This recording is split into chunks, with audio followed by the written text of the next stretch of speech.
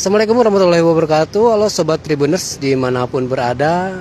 Kali ini saya sedang berada di Jalan Banda ya, di salah satu kafe yang terkenal di Bandung, yaitu di Rumah Kentang 1908. Ya, banyak yang sudah tahu ya bagaimana kondisi Rumah Kentang 1908 saat ini. Namun mungkin masih ada yang belum tahu bagaimana sebetulnya kisah menarik di balik adanya Rumah Kentang 1908 ini ya, sebelum menjadi kafe seperti yang sekarang ini. Ya, kita mungkin harus flashback dulu ke zaman seabad yang lalu ya, karena Rumah Kentang ini dulu memang dari dulu memang dikenal dengan nama Rumah Kentang, namun tanpa ada embel-embel 1908. Setelah ada kafenya berdiri, kafe Rumah Kentang, baru ada embel-embel 1908 yang menandakan bahwa rumah ini berdiri sejak tahun 1908 di zaman penjajahan Belanda, yang memang ini adalah rumah bekas petinggi Belanda saat itu 1908, dan dijadikan sebagai salah satu mungkin kegiatan politik dan perkumpulan saat itu oleh para pemuda saat ketika menjelang kemerdekaannya.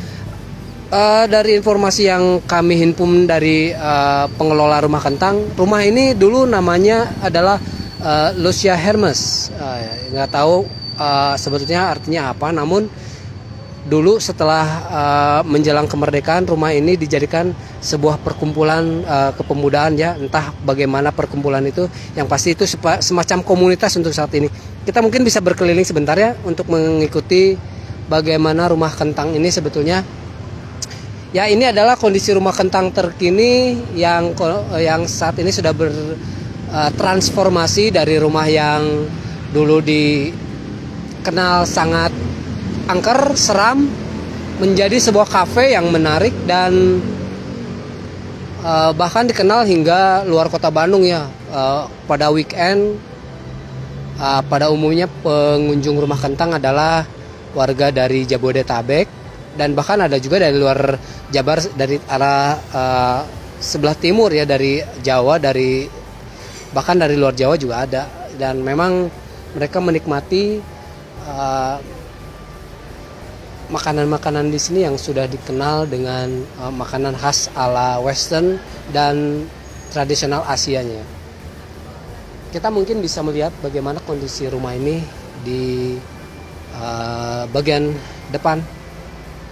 Ini adalah bagian depan. Bagaimana kondisi rumah yang dulu dikenal sangat angker ini sekarang begitu ramai, begitu meriah dengan para pengunjung setelah bertransformasi menjadi kafe. Oke, kita lihat bagian dalamnya ya.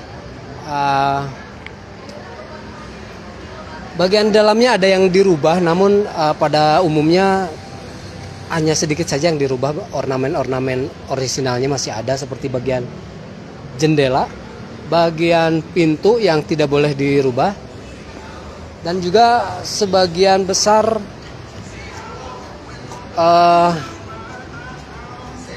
penyekat ruangan yang masih dalam kondisi original.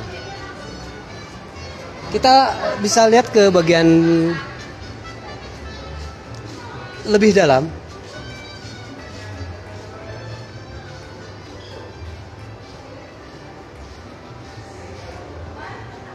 Nah, ini adalah bagian dalam Rumah Kentang yang saat ini sudah begitu enak ya. Kondisinya memang dibuat sedemikian rupa untuk para pengunjung agar bisa menikmati sajian santapan dengan nyaman.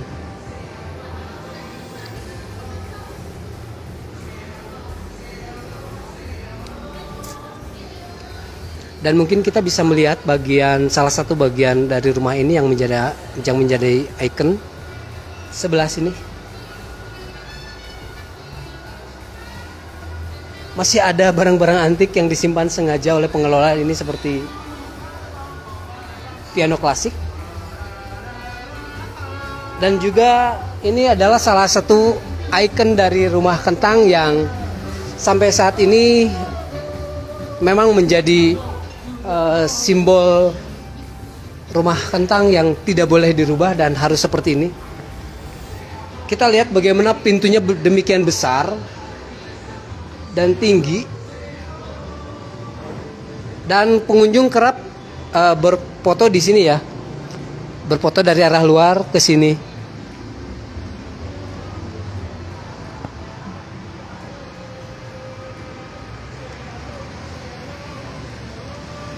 Nah, seperti ini bagian samping rumah kentang di bagian Jalan Banda ya.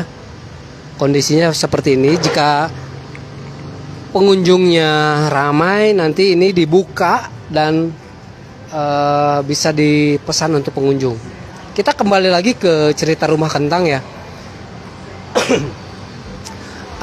Sebagaimana diketahui bahwa rumah kentang ini dulu sebelum menjadi kafe adalah rumah yang dianggap dan dipandang sebagai kawasan yang angker oleh para warga pada umumnya. Bahkan ada sejumlah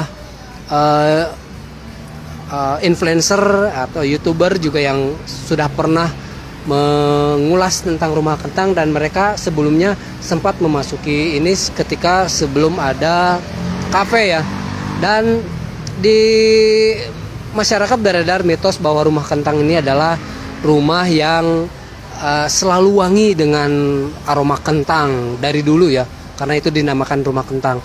Dan bahkan ada juga cerita seram yang menceritakan ada seorang anak Belanda yang meninggal karena terjatuh ke kuali yang berisi kentang yang sedang direbus. Seperti itu. Namun hal itu juga pernah dibantah oleh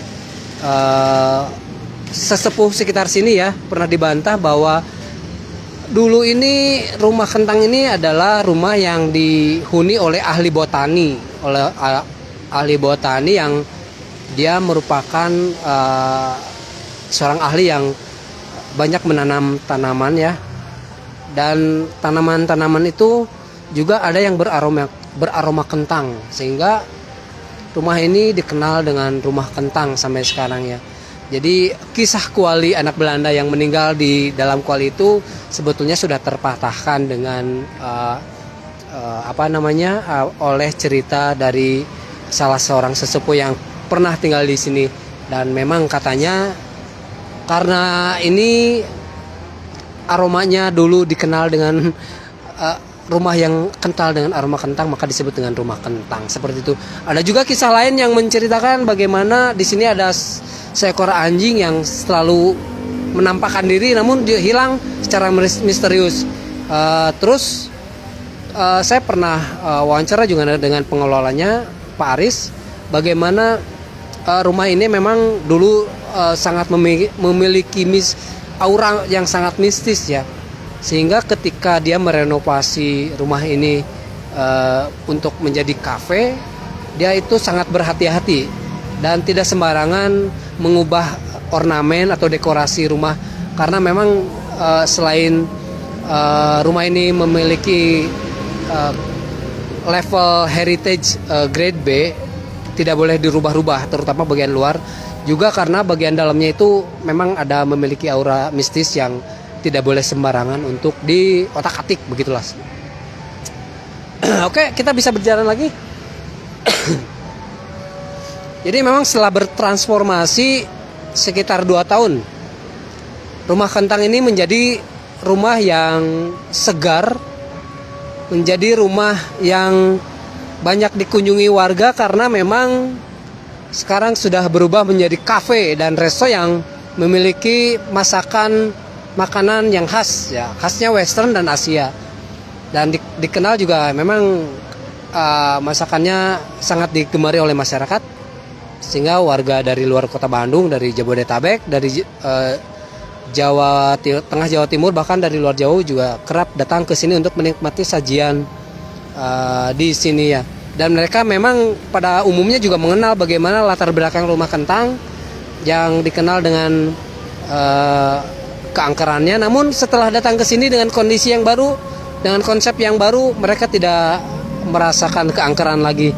Namun memang kadang-kadang kalau sendirian kita akan merasa ada sedikit aura seperti ada yang menemani ya, mungkin seperti itu. Karena saya pun seperti itu, pernah sendirian di sini pada malam dan seperti ada yang menemani padahal nggak ada siapa-siapa ya. Nah, mungkin itu sugesti atau apalah, yang pasti memang mitos rumah kentang sampai saat ini tidak lepas dari latar belakang rumah kentang yang dikenal dengan keangkerannya dulu ya. Oke, Sobat Tribuners, demikian sementara laporan langsung dari kawasan Rumah Kentang di Jalan Bandung Kota Bandung. Nantikan kisah-kisah berikutnya yang menarik, yang faktual, dan tentunya kami gali juga dari informasi yang valid. Terima kasih, terus stay tune di Tribun Jabar ID Live Report. Wassalamualaikum warahmatullahi wabarakatuh.